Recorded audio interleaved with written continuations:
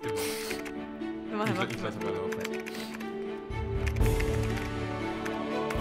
Welcome to a new episode of Plots We Have at Home, where we come up with the most unhinged story prompts this side of the Atlantic and let ChatGPT do the hard work and make sense of it.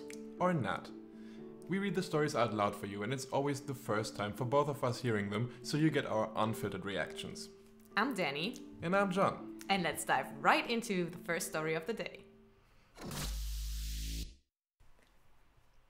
The first story today, The Talking Mammoth. Once upon a time... I can't even get through the first sentence. Just because... Once upon a time, Carla Kolumna, the fearless reporter from the children's TV show Bibi Blocksberg, teamed up with the lovable half-giant Hagrid from the Harry Potter movies and the brilliant zoologist Dr. Mitch Morgan from the TV show Zoo. They embarked on an extraordinary expedition to the Arctic in search for the last woolly mammoth.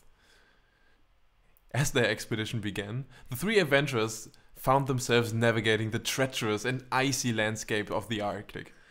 The biting wind howled around them as they trudged through the snow, their breath visible in the freezing air. Despite the challenging conditions, their spirits were high. Carla, the red-haired... Red hair? Never mind. Okay. Sometimes it gets the descriptions very wrong. Apparently now we're having difficulty with that. Carla, the red hair peeking out from beneath her winter hat, turned to Hagrid with a grin. So, Hagrid, what do you think we'll find out here? So he just went and... Okay, we'll see what we find when we're there. Hagrid, his enormous frame bundled up in layers of fur, looked down at Carla with a twinkle in his eyes. Well, Carla, I reckon we might stumble upon some fantastic creatures. Maybe even a magical beast or two. Dr. Mitch Morgan, his scientific mind always at work, chimed in. Well, I don't think... I love it when I surprise myself with the voices.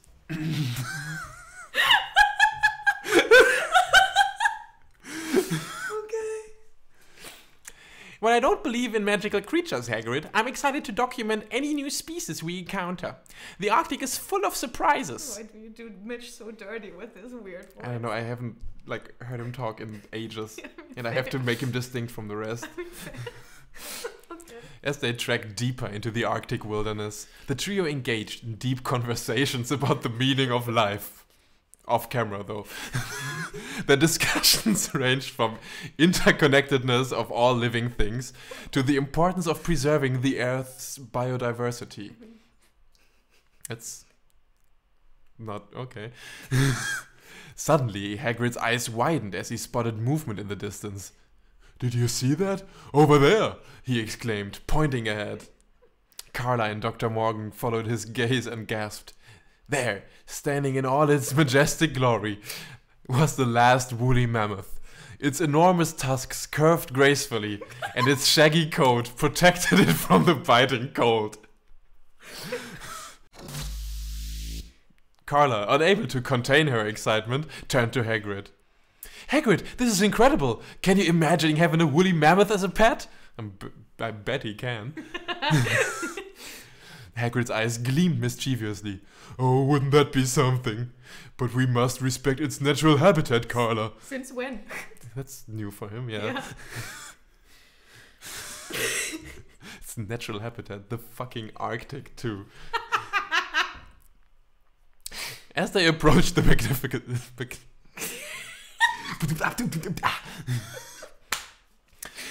As they approached the magnificent creature, they were astounded to hear a voice emanating from the mammoth. Oh, I have a feeling about this. Well, what do we have here?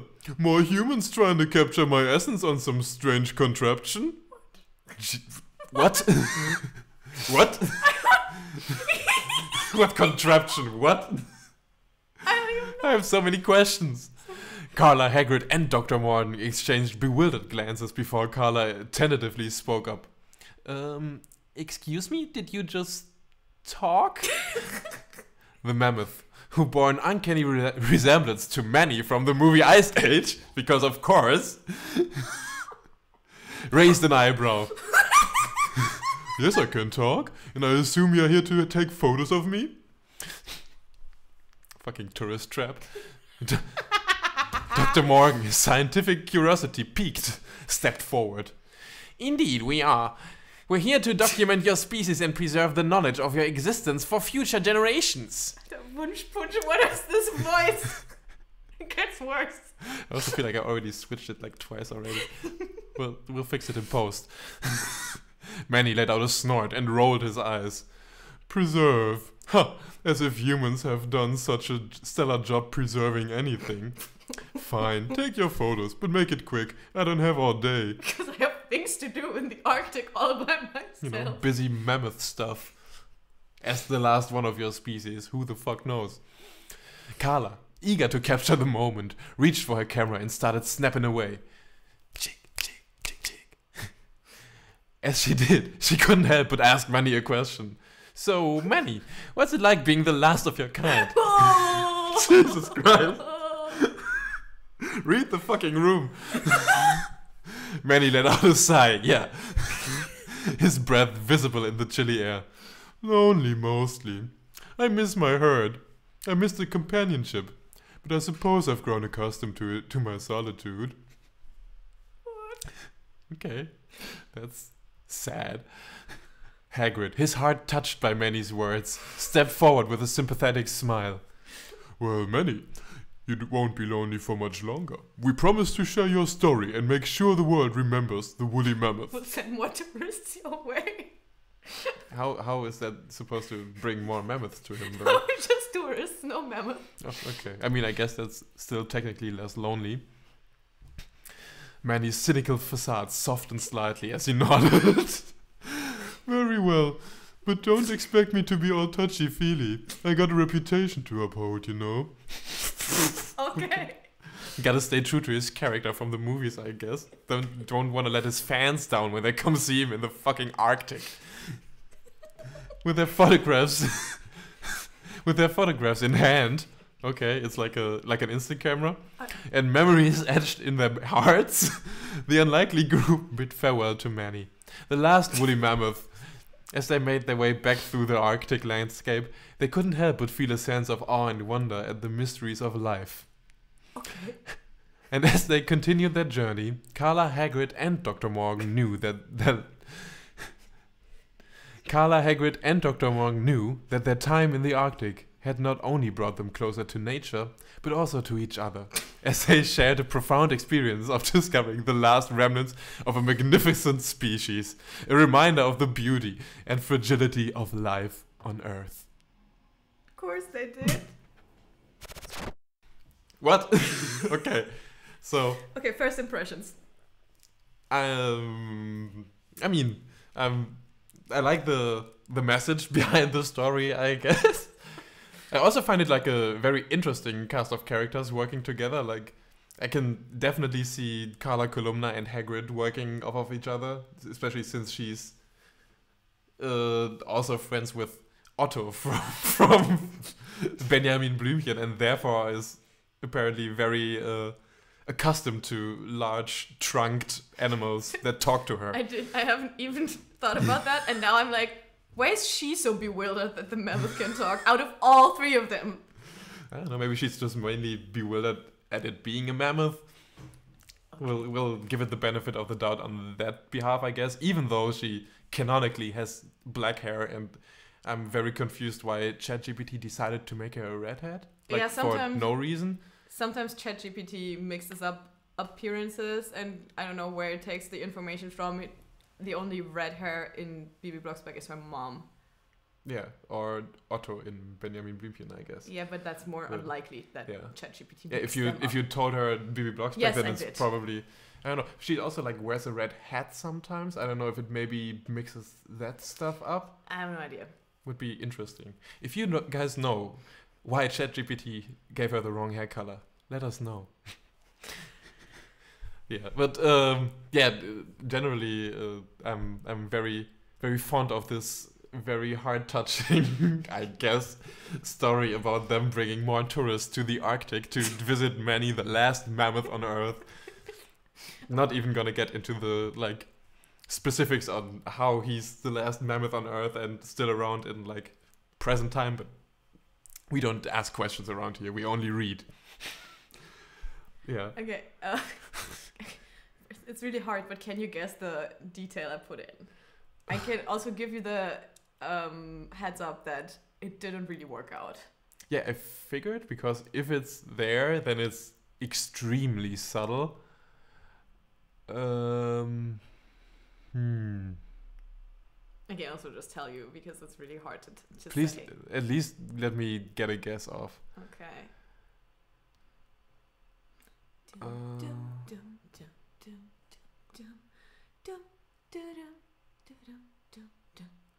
This is not any melody that I had in mind, but whatever. I mean, it's Jeopardy music. I tried to go for that, but then it turned out not to be that. Who At least knows? not 100%. Whatever. I don't know. Is the detail that Hagrid is just gonna take him as a pet?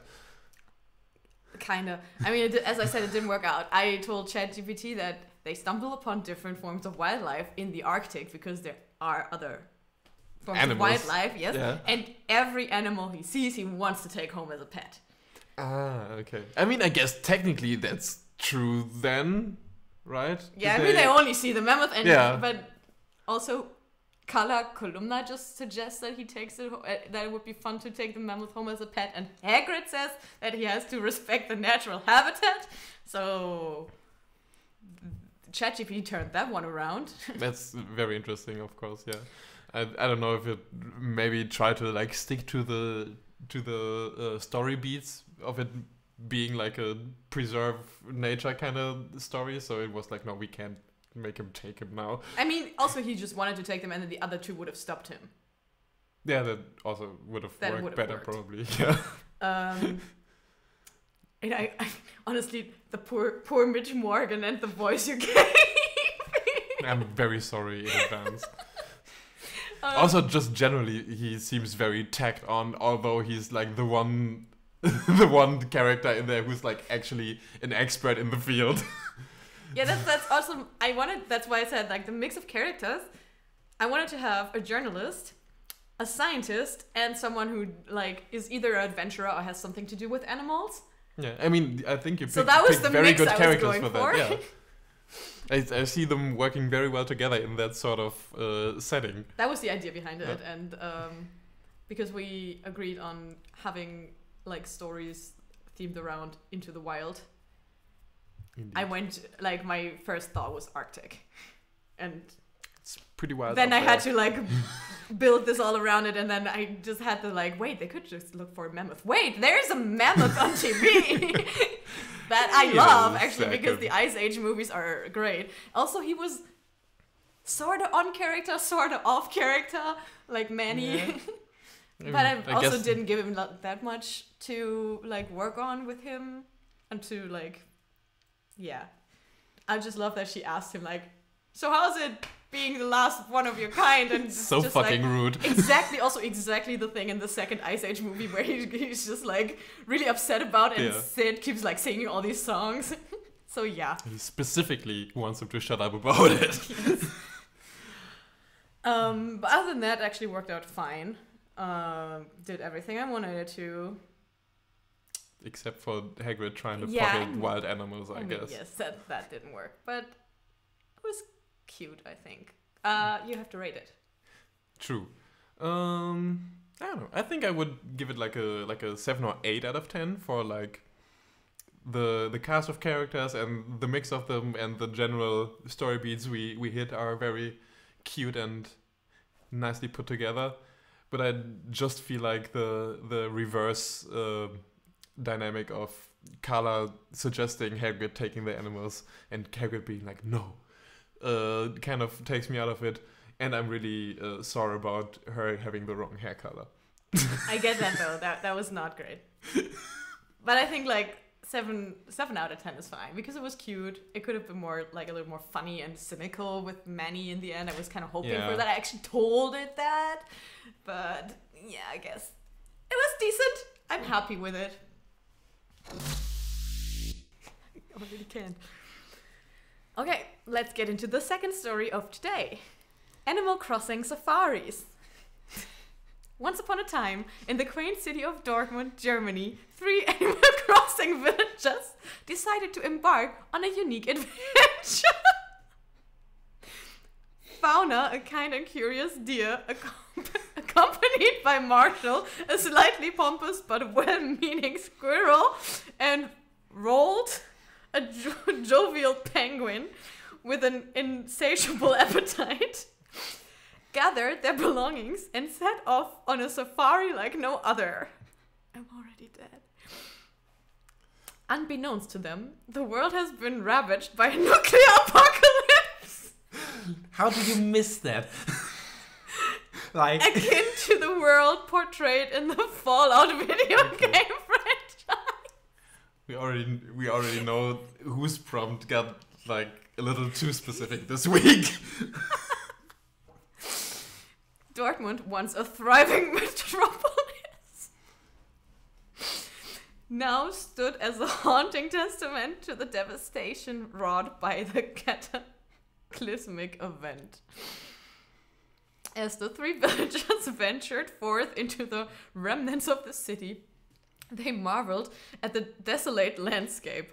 Buildings lay in ruins, their skeletal structures barely standing amidst the overgrown vegetation. Streets were strewn with debris and abandoned cars, covered in layers of dust and rust. So everything like always. Their eyes widened as they stumbled upon their first sighting.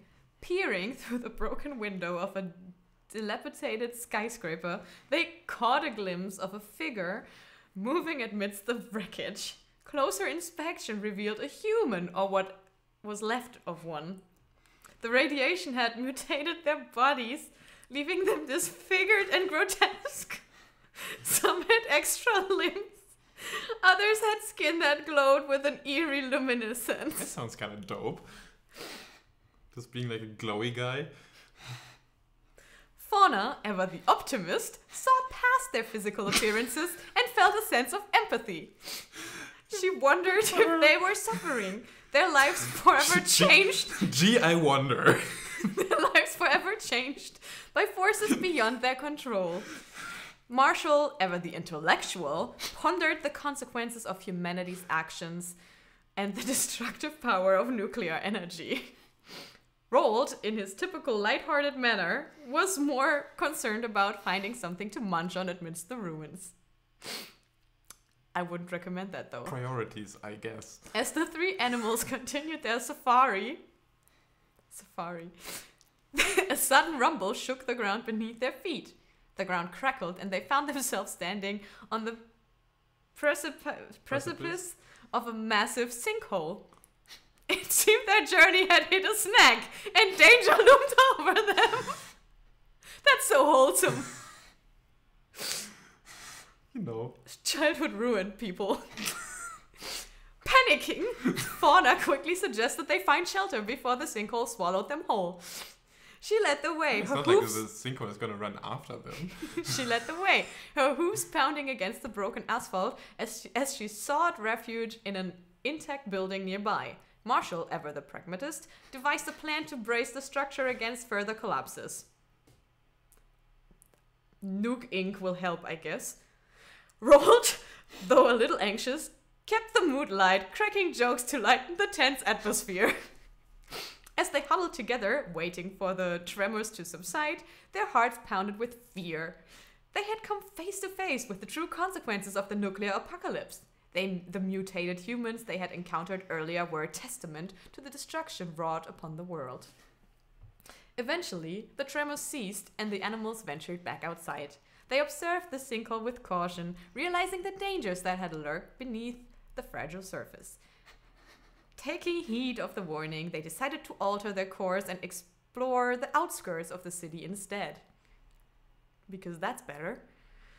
There's less sinkholes in the suburbs, I guess. I don't fucking know. I don't think that's how sinkholes work, but whatever. Days turned into weeks as the safari continued. Okay. Okay. The animals encountered more mutated humans, some displaying signs of resilience and hope despite their afflictions. Others, lost in despair, wandered aimlessly through the ruins. My friend always just tries to sprinkle in like a little bit of positivity, regardless of the prompt you give it. Through their observations, Fauna, Marshall, and Roald realized that despite the chaos and destruction, the human spirit still prevailed. They witnessed acts of kindness and resilience amidst the desolation. The survivors shared what little they had, offering a glimmer of hope in the darkest of times. And so, the three animals pressed on, their journey forever etched in their hearts, as they made their way back to their cozy Animal Crossing village. They reflected upon the lessons learned. The safari had taught them the value of compassion, the dangers of unchecked power, and the importance of hope in the face of adversity. Period? Question mark? I think that's the end of the story. Well, that was something else. I don't even know where to start. How did you just pick the... Did you tell it to just pick 3 random villages? Yes, I did. Thank you. Okay, because those were like not the ones that we had in our on our islands or in our cities and villages, and I was like, why these? But yes, that makes a lot of sense. That's great.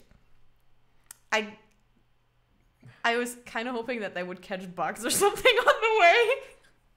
A little more like Animal Crossing-esque. Yes, I also was hoping for more like, I don't know, flimsy detail. I don't know how to put it better. I mean, to be fair, I'm just gonna take that up front. I also told it to only reveal that it's animals and not people doing the safari, which is a word I specifically chose for them to be all like, you know, sneaking around, looking at the behavior of the wild humans, and then just only in the very end reveal that it's actually fucking Animal Crossing characters and not just other people. Which is also why I try to not have any dialogue in it, have like the David Attenborough feeling about it. But yeah, that obviously didn't work out. Okay, yes, and I also couldn't, like, I would have never gotten that. Did you put in the sinkhole? I mean, I put in... Or did you tell it, like, danger? Danger! Yes, that. I told it to have, like a complication / danger situation that throws them off track. But yeah,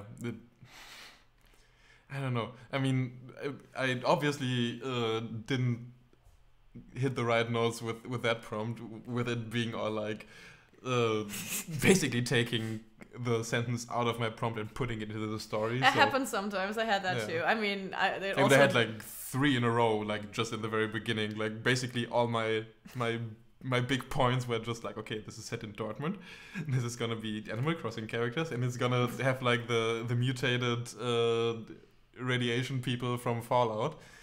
But it just be like, yeah, these are the Animal Crossing characters that are in Dortmund, and the setting is like Fallout, so that kind of took the fun out of it, actually. Yeah, it was a little... I don't know. I just like was reading it, and I just love that it tried to put in like the characteristics of the Animal Cross. I mean, I love the characteristics of the Animal Crossing characters. Also love that ChatGPT will always try to find a way to make like grand paragraphs about how even amongst the most dangerous of times, or like in the most surprising and unbeknownst moments, there's always positivity and love and companionship, and everyone becomes friends in the end, and there's always a shared respect for everything and everyone. Everybody has to admire the other ones. Yes. So that was interesting, but then it was like kind of detailed with the description of the deranged humans. I don't know. It also like kind of glanced over it, which was like, yeah, some have like multiple arms, some just kind of glow. That's it. They're just out there doing like mutated human stuff, you know. Yes. I was expecting or hoping for a little bit more of like the the actual safari experience. I think I put the word safari in there like 4 times in the prompt. I mean, yes, hoping that it would catch up on it and be like, oh yeah, we observe wildlife out here. I honestly just thought that they were gonna go catch bugs in Dortmund. Seriously, that's what I thought when I read Animal Crossing Safari. I can't. Sadly, not even. And then that. my second thought was maybe he mixed it with Pokemon, and they go to the Safari Zone, which is not at all what happened. I mean, not in the slightest. I didn't see this. I like the mental connection that you made there. Yes, I guess. but that's how my brain works. Did you put in a specific detail, or did that not work at all? I mean, or I was hoping for the specific detail to be like it being vague of them being animals. Yeah, okay. That makes sense. I see. Yeah. But yeah, that obviously got taken out on like sentence 2. So okay, so our specific details this episode did not work at all. I would honestly give it like a, I don't want to bash it too much, but like a 4 out of 10. Yeah, definitely. It was kind of boring. I don't even know if I would give it like a 4. I would probably give it like a 2 or 3.